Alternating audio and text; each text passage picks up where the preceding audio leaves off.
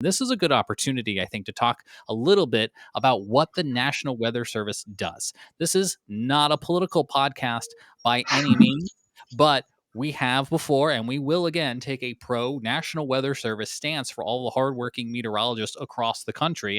And Brad, you've been posting on social media. You're arguing, well, where do you think the weather comes from? So, Brad, where does all the weather data come from? Yeah, all the data collection, the infrastructure of satellites, weather balloon, radar, Doppler radar, surface observations, buoy data, airplanes taking off and landing. I don't think people realize that every time a commercial aircraft takes off and land, it sends us weather data. That is all collected and consolidated and used to send out to the public for free.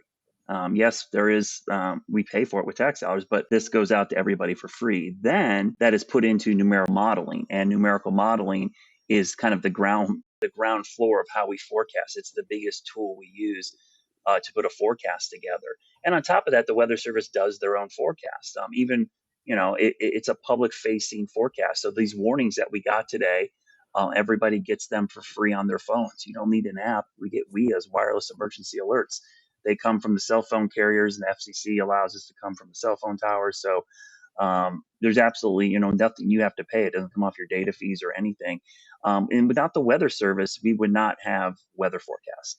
And the biggest thing that I think people don't understand about the weather is how ingrained it is into our economy.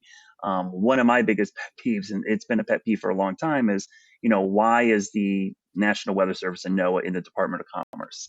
I know why it's there, but that's also why it gets targeted for cuts a lot by the government, because when you want to cut, and we should be cutting and obviously looking for ways to reduce the federal deficit, you look for departments, and the Department of Commerce, you're like, what do they do, right? We're just going to cut money for them and not realize that NOAA and the National Weather Service is in there. The reason they're in the Department of Commerce is every part of our economy needs weather data, whether it's agriculture, aviation, logistics. When I talk about logistics, FedEx, UPS, the U.S. Postal Service, Amazon, Walmart, Target, Lowe's, Home Depot. None of these companies can ship stuff and get their supply chain going without weather data. And so I think we really don't grasp how important that is. And then even into commodities markets, trading in natural gas futures and pork bellies and grain and energy futures. So a lot of this is all based on this weather data. And so it's probably the best bang for our buck in the government. It's the most efficient, most useful thing that we have. In fact, I would argue often there's not enough money and it's underfunded. As we know locally, we're trying to get a Doppler radar here because there's no money for it, and it's understaffed. Going into these cutbacks, guys, I don't know if you guys realize this, but I was talking to my friend in the Weather Service. He was saying at the start of the year, there were 600 vacancies in the National Weather Service going into the year, meaning they were 600 people short before any of these cuts even happened here in the last month or so. So it just kind of show you how strapped they are for people already. And what has happened since the beginning of the year is there was two things. I think the layoffs of the probationary employees was the big thing. But remember, there was that first cut of saying, giving everybody the fork in the road, it was called. You have until March 1st, or I think it was March 5th. I can't remember what day, but to take a buyout that basically would pay you through September with full salary and benefits, or you could be terminated. And so what happened is a lot of the senior forecasters, the MICs, the people that have been in the government for a long time that were in a couple of years of retirement said, you know what, I'm going to do that because I'm going to get paid through September. I was probably going to retire in a year or two anyways. So you lost all these really smart high-end people off the top, and then the probationary firings took all the entry level and the people that recently got promoted at the bottom. And so you took away a big chunk. It's like having the Panthers cut all their rookies and their draft class and also let go of all the veterans. And it's like, then who's left on the team, And so I think that was the problem. But the one thing I'll tell you, and James, I don't know if you even saw this, there seems to be some kind of reversal happening with the probationary firings. I've not seen this, but that's par for the course, it feels like. Yes. And then there's a whole terminating the leases for buildings, right? And that's a whole nother can of worms. That's a whole nother can of worms. I want to show this other tweet you have because I thought it was a good explanation too. Talking about the leases, you wrote, "This will literally bankrupt the U.S. If you ever wonder why NOAA, the National Weather Service, is in the Department of Commerce, as you were just explaining on the show here, I have some news for you. Every single dollar you wrote on X of our economy is impacted by weather." Then you went on to say they moved every piece of IT back in 2012 into a main building so that all of the computing power of NOAA and the National Weather Service is based in one building. The irony, you wrote, is that this was done for efficiency and for cost cutting. So there is not separate facilities for all these different departments. All of the numeric modeling, that is to say, the computer models for weather for NOAA and National Weather Service, come from these supercomputers and data centers. Well, whether it was intentional or a bot Yeah. or whatever, the top comment on this, well, they could have just migrated all to the cloud. This But is their that is cloud. the cloud. The I mean, cloud that's still lives somewhere. and that's the thing. And this is why I think this, and I actually put in my first tweets, I think it will get reversed because I don't think they realized what this facility was. And that's a problem because, Dr. Jacobs, who's going to be, who got confirmed for the head of NOAA, who was the head of NOAA during Trump's first term, is actually a pretty good scientist. He's very well respected within the Weather Service because he's a rank and file forecaster who worked his way up there. He isn't even in place yet, and these cuts are happening. So I think what's happening is as these secretaries are getting into their position, they're going, "Hey guys, we know our department's better. If you want us to reduce the force, let us know, and we'll pick and choose what's not necessary instead of just taking a sledgehammer and cutting randomly." I thought Dr. Cliff Mass out in Washington State wrote a great blog about this, saying he agreed that NOAA needed some pruning, but the problem was they're coming in and chopping down the whole tree. And it's like there's some branches that need to be trimmed, yes, but you're cutting the base of the trunk of this thing off, and that's not going to end up costing us money. So that's what I thought was the irony of this building, especially the NSEP building there in Maryland, is as you guys know, the Weather Service has done this over years. They consolidated. There used to be an office in Charlotte. There used to be an office in every city, and they consolidated and shrank. And they're always looking for ways to save money and be more efficient. And so that building in 2012, when it opened, was their way of taking the Climate Prediction Center, the Ocean Prediction Center, WPC, HPC, NSEP, the Environmental Weather Model. They're all in the same building. They were in separate buildings at one point, right?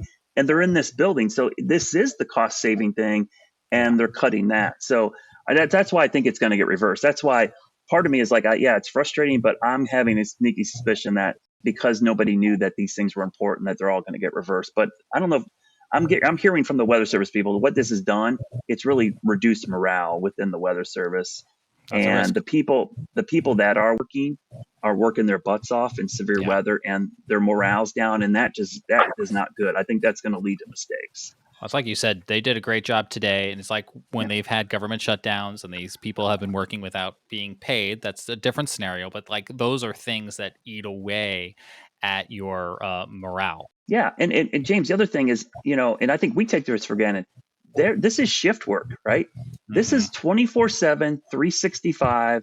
There's no holidays. There's no days off. I mean, yeah, you have days off, but somebody has to be working every minute of every day because the weather does not stop. Okay. And we know because we've worked long hours, but you've got to have somebody on call all the time. So when people say, "Hey, this is like a regular business," it's not. It's not like you're building widgets, right? And you can take a 6-month break to reconsolidate the factory and build more widgets. We're going to have weather for the next 6 months. We're going to have planes flying. We need data all the time. We can't take a break. So part of my frustration would be if you want to reconstitute the Weather Service, you need to have a roadmap and a plan before you stop something, right? And so it'd just be like my car insurance. If I shop for new car insurance, I don't cancel my previous policy until I have a new policy in place. And so for what I'm seeing a lot is we're canceling the policies first and then figuring out what to do later, which is a big, big problem. Yeah. I know this is not just something that we feel or that you feel, but I also want to show one more Facebook post, and this comes from James Spann, a very popular broadcast meteorologist. He's been on our show. He's the host of the popular Weather Brains podcast, and he took to Facebook and, in his words, wrote, "Longtime followers here know that I don't talk politics, and this is not a political content." He goes on to talk about some of the things we just talked about, the morale, the consolidation, the understaffing. And then he writes, if the National Weather Service products and services are reduced, we all suffer, especially during times of life-threatening weather. Well, I can't speak for Mr. Span on his politics. He said it's not a political post, and I believe him, but he's posting to an audience in Alabama, which we know is very heavily Republican. So a post like this in these political times risks alienating viewers or the public. And he's taking this stance again of saying this is a very important service that these people do, regardless of politics. And I thought that was a very well constructed post. Yeah, and James, I mean, the Weather Service is a very bipartisan organization. I put up a survey that was done in February of all the government agencies among Republicans and Democrats. It was the most popular agency.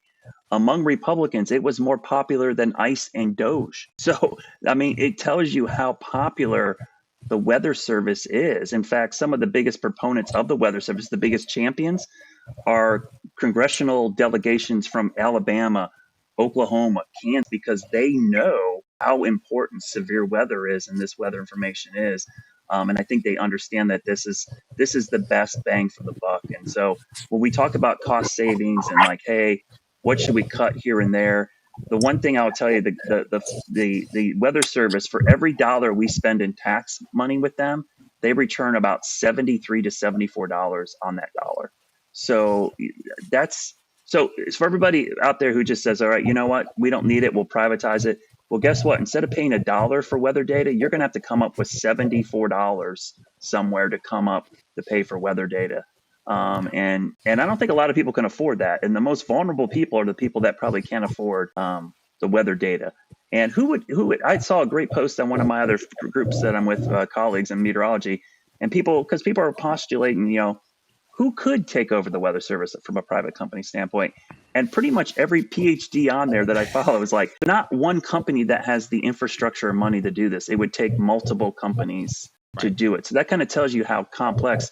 And even the head of NOAA in his confirmation hearing said, he told, and I remember watching the confirmation hearing, said, because someone asked him, could you privatize NOAA? And he said, we could, but he says, we could do it cheaper in the government. He was pretty confident that it would be more cost effective for the government to do it than it would be for a private company. Well, I look at satellite images, we look at radar images, we look at current temperatures, we look at high, medium, low risks of severe weather. Whether you're watching Brad, you're watching somebody else, you're using an app, all coming from service, all of it. Think of the tsunami warning center had layoffs. The tsunami warning center. Like, we got to know tsunamis are coming, right? It's kind of an important thing. Yeah. So we'll see what becomes of this. Like we've mentioned, we're not a political podcast, and I'm not going to pretend to be a political pundit. But we've seen this in other arms of the government in the past month or so, and some of it gets reversed, some of it goes to the courts, some of it goes into lawsuits. We'll see where all this lands. But as of a couple of days ago, there were cuts at NOAA and the National Weather Service, and so. Thank you to all the hardworking meteorologists, 24 hours a day, 7 days a week, 365 days a year. We still love you, and we appreciate what you do.